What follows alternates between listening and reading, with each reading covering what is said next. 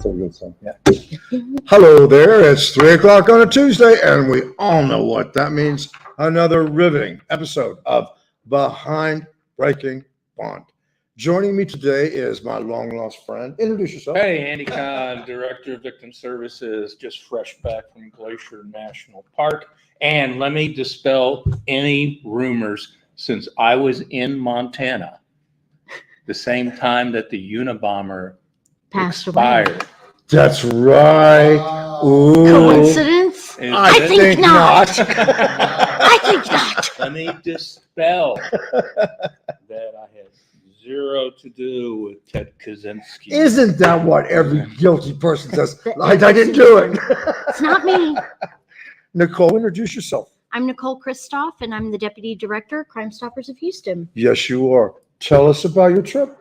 So I was in Montana for a week at Glacier National Park, which is just absolutely, I'm in kind of like a Zen-like phase right now. But here's what I thought was fascinating. So in a Montana newspaper, because they still have newspapers, and I like reading the newspapers. So in the Montana newspaper, which, by the way, I am now going to subscribe to. And for good reason. For good reason, and you're about to find it out, because they do a thing called law roundup.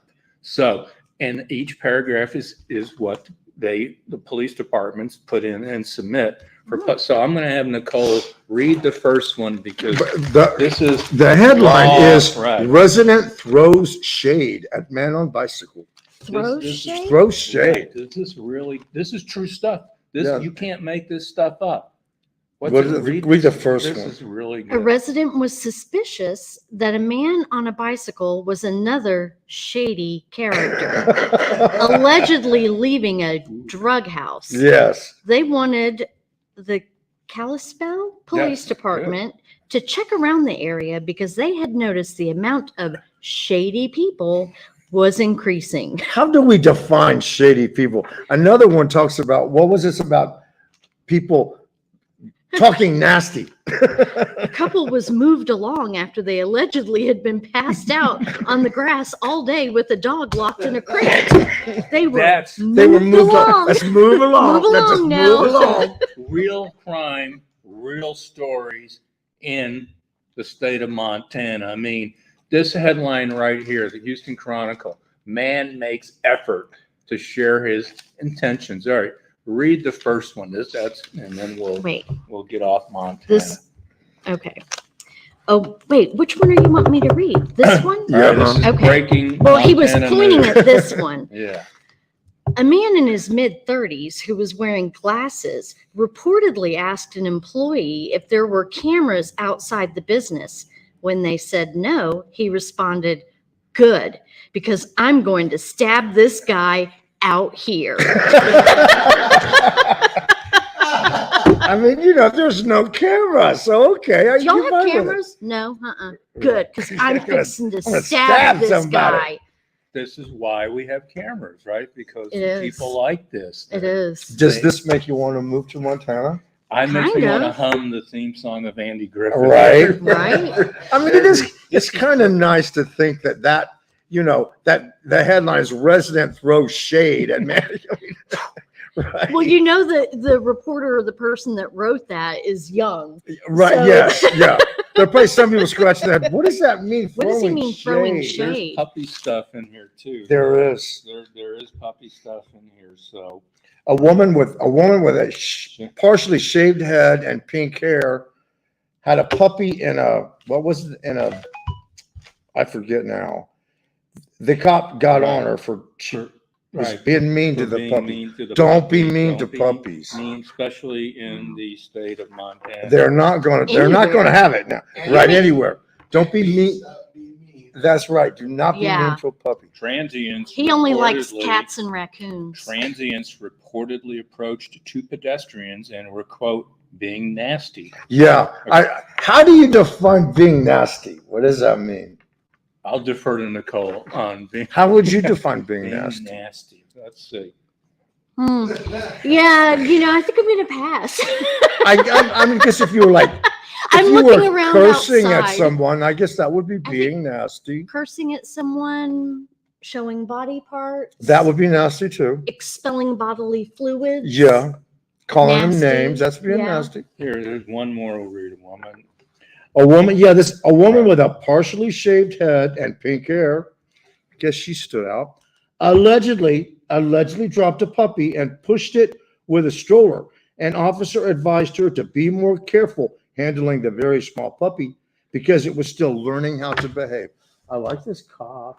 You know, I he's mean, like, he's very nice. yeah, it's I- very He's, nice. He was trying to be nice about it instead of just like slapping cuffs. And, Right, you yeah, know, it's I like- mean, The puppy's learning. Be nice to the puppy. I have a new puppy, Do you really? What kind of He's- puppy is it? a hellion. Uh-oh. He's a blue lacy, and he is Something else, huh? Oh Gold Christos Mont says, God. new He's the puppy is a worst dog. hellion. He is. He is. His name is Rip. Is what? Rip. Rip? Mm-hmm. Because he rips stuff up? Pretty much, right? Yeah, pretty much. Hey, we're going to, was there something else you want to say about this?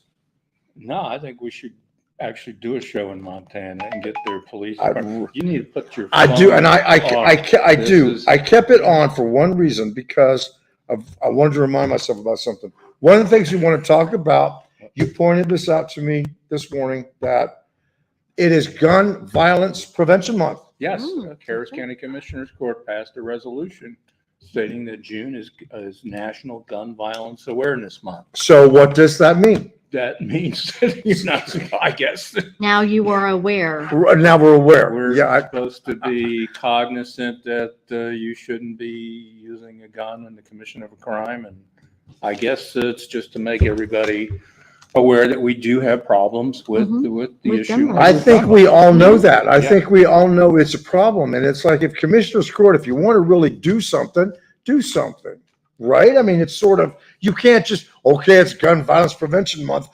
In the month of June, you cannot be violent with a gun. Any other month you can, but not the month of June. I mean, it doesn't really make a whole lot of sense, does it?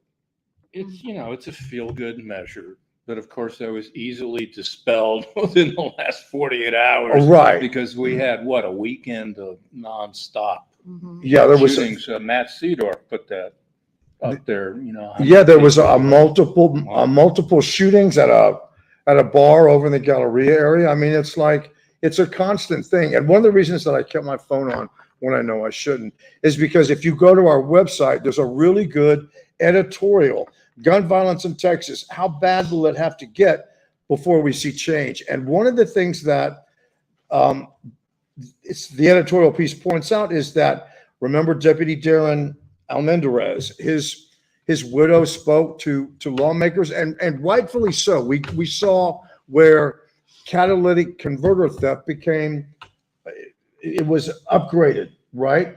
But again, let's look at the issue. Is it, what if that's a problem? But what about the fact that this man had a gun?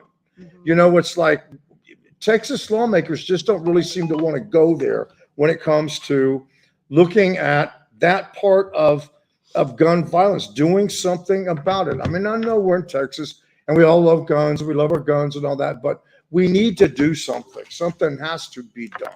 Well, I feel like if the punishment were if people were afraid of being punished or afraid of going to jail, or having their charges increased because they had a gun, then you might start to see some real change or movement. But at the end of the day, it's one of those things, you're damned if you do, you're damned if you don't. Right. And look how many times you have pointed out the problem with felons in possession of a weapon. There have been numerous times that we've done breaking bond segments on convicted felons who are running around with a gun, a felon in possession of a weapon.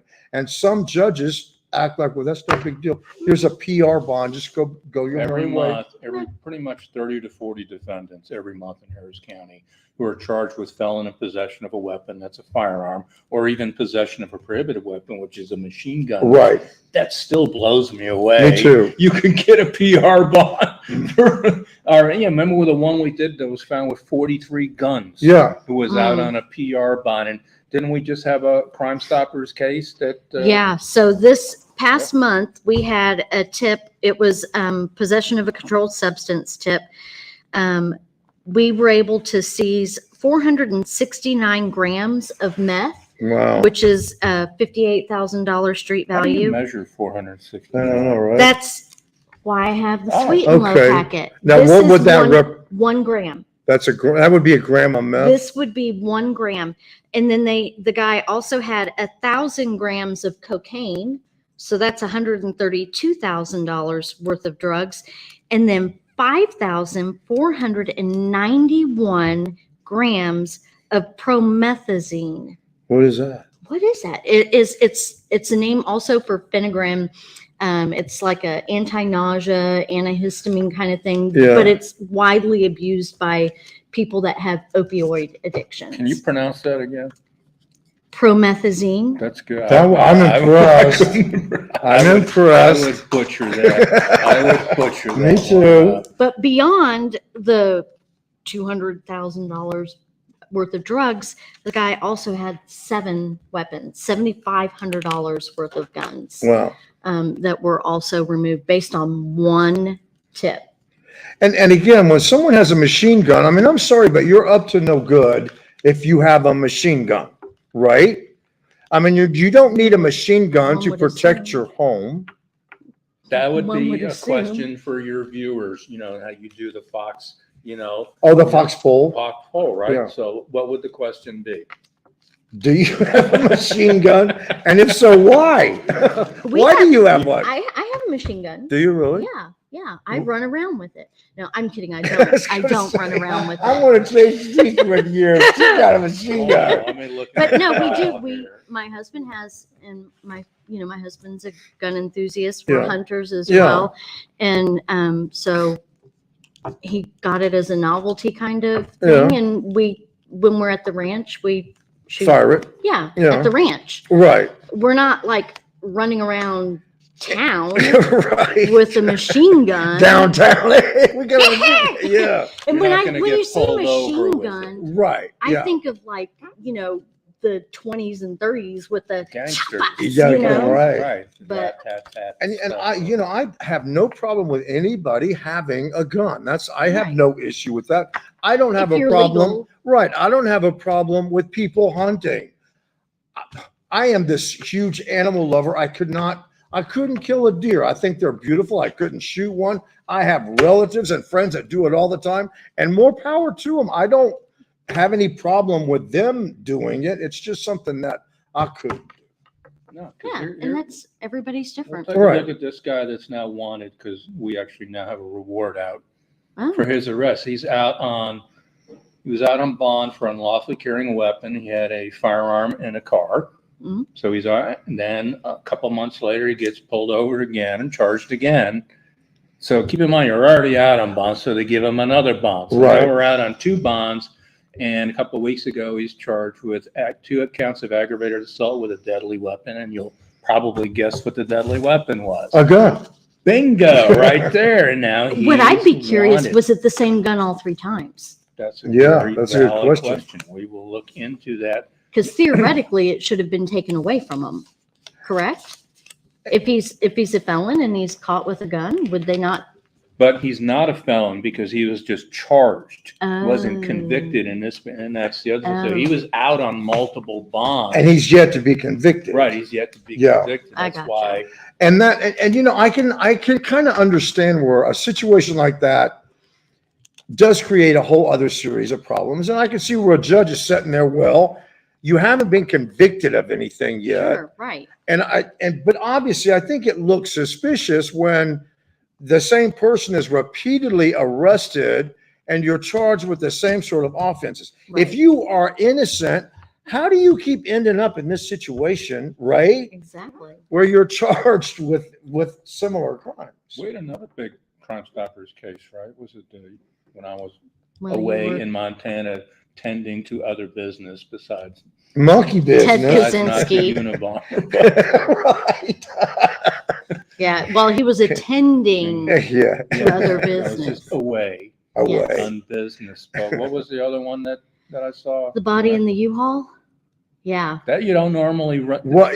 Yeah. What was Yeah. the deal with that? Because it's relatively a fresh case. Yeah.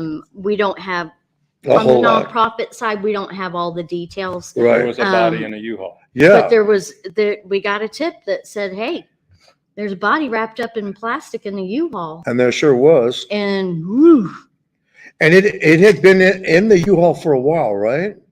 I mean, I can almost smell it from here. Yeah. Just So the thought of walk it. us through this. So somebody calls to law enforcement detail Mhm. and they say, hey, what happens then? You're the person taking that. What would happen? Well, if I'm the person taking it, I'd be like, what? Oh my God. How do you know this? Really? Who is it? But but since I don't answer the tip line, they're just going to get as much information as they can. Where is the U-Haul truck? Where in the truck is the body? Do you know how the truck got at its location? Yeah. They're going Or to do you know whose body it is? Exactly. Yeah. And these are questions I don't know the answer to yet. Right. But I would imagine we're asked. And then once they get all of the information that they think is enough for law enforcement to then be able to go look and see, number one, is there a U-Haul truck there? And then number two, does it stink? Yeah. And so what they do is once they have all that information is they'll contact the appropriate agency. So if it's unincorporated Harris County, they're going to call the sheriff's office. If it's inside the city limits, it's going to be HPD. So they call that law enforcement agency and be like, hey, just got a tip. And it was true because it was, Yeah. it was, I forget what day last week. It was a pretty big news story for that I day. think, was it Friday or? It may have been. Mhm. And there's a lot of different stories. So was it an employee at the U-Haul place or, there's a bunch of different variations Right. of who called. We have no idea who called because we don't have means of tracking that information. But, Right. Do you think it's against the U-Haul policy to put a body in the? I would and say haul it? yes.